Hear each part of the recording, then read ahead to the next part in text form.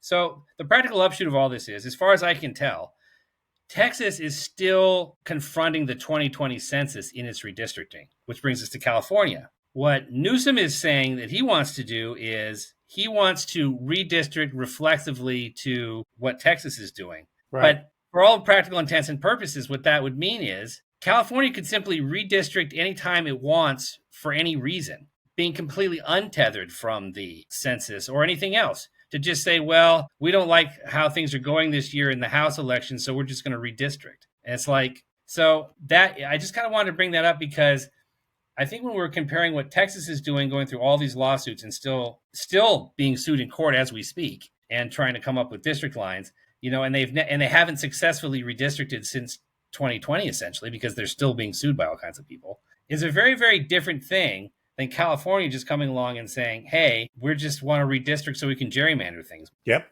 The whole gerrymandering thing, somehow independents have to get behind, creating some sensibility in this. I went and looked at the Alarm Project, which started quite a few years ago. And basically what they did is take politics out of it, take race out of it, just based on voter numbers and where they split between Republican and Democrat. If you could magically take those voter rolls and create, in the case of California, it's 52 districts evenly, no consideration of race or anything other than just pure, they're either Republican or Democrat. In California right now, there's 52 seats, 40. If you actually did the math, instead of Democrats having 43 in California, they would have 34.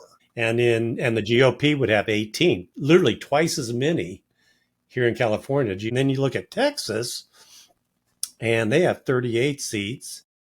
And right now, Democrats have 13 and the GOP has 25.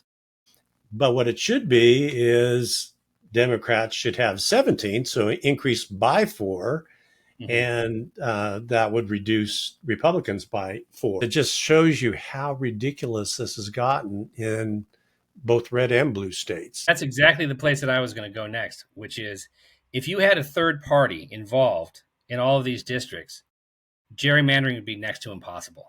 Because, you would have this river of independent voters, of which I think is now the largest single group in California are independent voters now, running through every single district. If you took all those independent people and had a party that represented them, it would just blow apart the gerrymandering completely. It would be next to impossible to do it because independent voters are everywhere.